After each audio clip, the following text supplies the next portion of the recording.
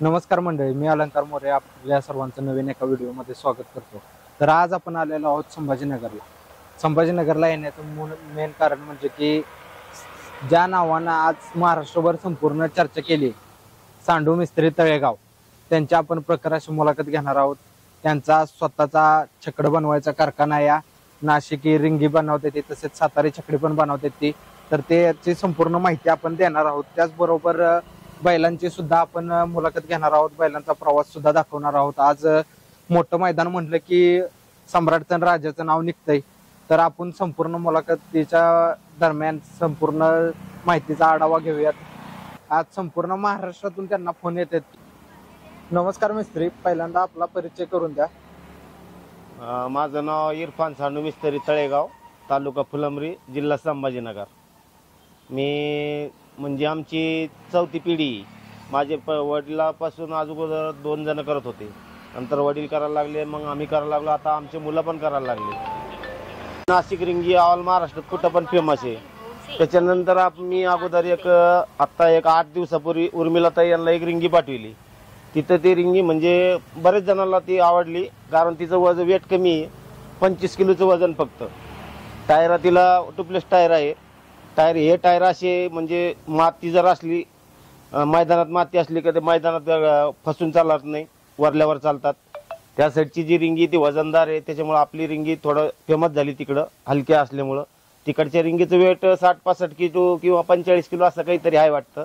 आम्ही तर वजन नाही बघितलं, पण आपली रिंगी तिकडं ज्यादा मार्केटला चालायला लागली. बऱ्याच ठिकाणून सांगली, सातारा, कराड, इकडं आपलं माळशिरस, बारामती या साईडनं आम्हाला बरेच ऑर्डर आले.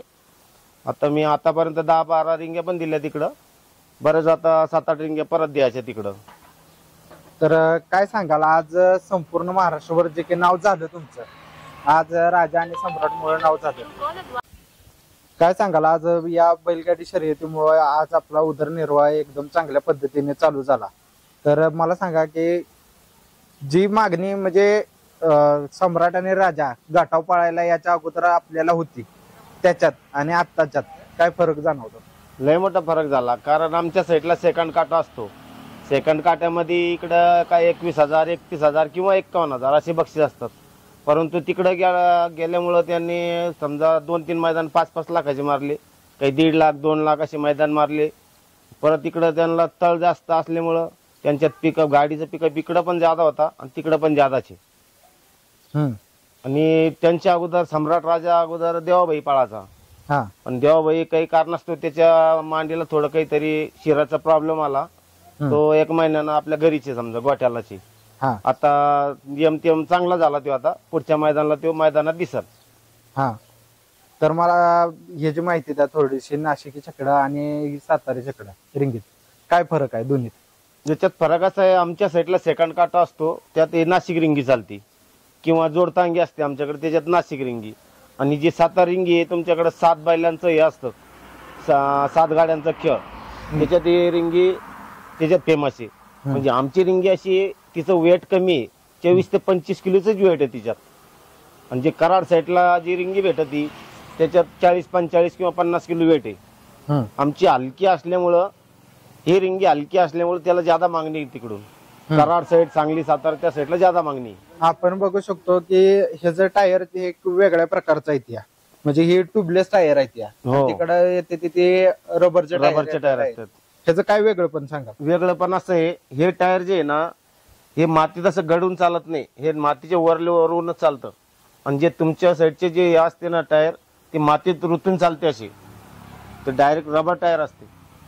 ह्याची सुरुवात म्हणजे कुठल्या ह्याच्यापासून केली जाते? म्हणजे बांधायला पहिल्यांदा जर छकडं हे करायचं असेल आपल्याला, तर त्याला बांधायला सुरुवात म्हणजे एक सायकलीची रिंग आहे, त्यात 1 इंचीचा अँगल आतून, नंतर त्याला नळ्या, गॅलनेस नळ्या म्हणते त्याला, 1-1.5 इंची पाईप आहे, त्याचा 9 इंचाचा तुंब असतो, त्यात 20 mm आक असतो एक. त्याच्यानंतर ते पूर्ण झाल्यावर त्याच्यावर ते टायर चढून मग चाक आपलं गाडीत टाकलं जातं. आणि ह्याचं जी जो आहे ती मैदानात आम्ही बघतो की इकडच्या गाड्या आल्यानंतर ना ती जो येताना काढून आणते, तिथं मैदानात बांधते ती. म्हणजे ही काय आमच्यात अशी समजा असं आहे, जुकाडचं असं आहे, 2 कोंडे असते त्यांना. लहान बैल असला का मागं पण येता येतं, मोठा बैल असला का पुढं पण सोडून येता येतं. याच्यात सिस्टमच तशी करेल, मागं पुढं करता येतं जुकाड. हा, मला सांगा मिस्त्री, ह्याचं तरी साधारण वजन किती राहतं? नुसतं 60 वजन 4 ते 5 किलो वजन आहे. हा, आकार पेटीचं 3 ते 4 किलो आणि 3 किलोचा त्याला आक आहे.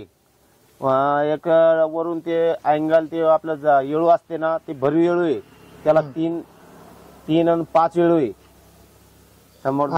एक मधलं येळूचं सपोर्ट. हे जे आपण बघतोय हे तुम्ही पूर्ण लाकडी याचं केलेलं आहे आणि सातारी छकडीचं आपण बघू शकतो तर ती पूर्ण लोखंडी असते, तर त्याच्यामुळे त्याचं वजन वाढतंय का? लोखंडामुळे वजन नाही वाढत, पण आम्ही कमी वेट या म्हणून फक्त त्याचा चौकडाच लोखंडीचा बनविला. आतून त्याला पूर्ण लाकूड आहे, लाकडाच्या फळ्या, त्याला रिपा पूर्ण लाकडी. ते वेट मध्ये कमी यावं म्हणून हे लाकडी वापरलं आतमधून. आणि परत मजबूत यावं म्हणून आतून त्याला नट बोलत पण आहे. ह्याची लांबी रुंदी तरी किती साधारण राहते? याची लांबी रुंदी असा 22 बाय 22 असतो, 22 इंचाचा असतो आमचा.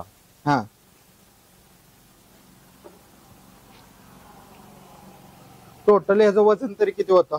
टोटल वजन येतं त्याचं 24 ते 25 किलो फक्त. काय सांगाल ह्याचं, म्हणजे तुम्ही वेगळं पण काय सांगू शकता? याचं वेगळं पण वैशिष्ट्य असतं, आमची रिंगी हलकी असल्यामुळं बैलांना गती जाता भेटते.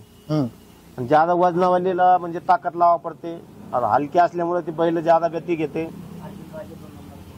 ते आता उर्मिला ताईला आपण रिंगी दिली, त्यांनी आपलं सम्राट आणि राजापेक्षा 2nd नंबर त्यांनी घेतला. पहिला सम्राट राजांनी आणि 2रा नंबर उर्मिला ताईचा अर्जुन आणि राजा यांनी घेतला. भैया, पहिल्यांदा परिचय करून द्या. आमची गाडी खेळात म्हणजे प्रसिद्ध छकडी कारागीर सांडू मिस्त्री तळेगाव, छत्रपती संभाजीनगर या नावाने पळते. आमचे आजोबाची म्हणजे आजोबापासून 4थी पिढी चालू आहे आमची. आता आम्ही 4थी पिढीत लागलो का एक छकडी करायला. आम्हाला समजा आमचे आजोबा ते करत होते, आजोबा अजून पण आहे, आता ते घरी आहे. आता आम्ही करतो, आमचे वडील करत होते, वडील नंतर आम्ही लागलो आता 4थी पिढीत. तरी काय सांगाल, म्हणजे ह्याचं वेगळं पण काय आहे या छकडीचं आणि सातारा छकडीचं? जर दोघांच्यात आपण वेगळं पण बघायला गेलो तर काय आहे वेगळं? पण म्हणजे लयच फरक आहे दोन्हीत. तुमची छकडी म्हणजे बैलाला गती लय कमी लागते, कारण त्याचं लय वजन आहे. आणि आमची छकडी म्हणजे 25 किलोची फक्त, यांना बैलाला लय जास्त गती लागू राहिली. आता उर्मिला ताईला सुरुवातच इथून पाठवली आपण रिंगी. त्यानं मागच्या मैदानात आता MM नानाच्या राजाना आणि अर्जुनना 2रा नंबर केला. त्याच्यानंतर आता उद्याच आपले बापू आंबेकर वडकी यांना आणली आपली रिंगी, त्याचा पण 3रा नंबर झाला नवीन वासरावर सोन्यावर.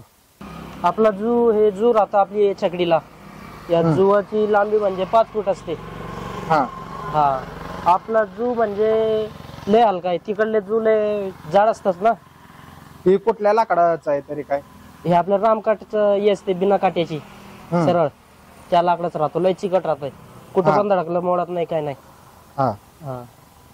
आणि मला ह्याचं वजन तरी साधारण किती असते काय? याचा फक्त 2.5 किलो आहे. 2.5 किलो. 2.5 किलोचं फक्त. याला पाणी लागलं काय?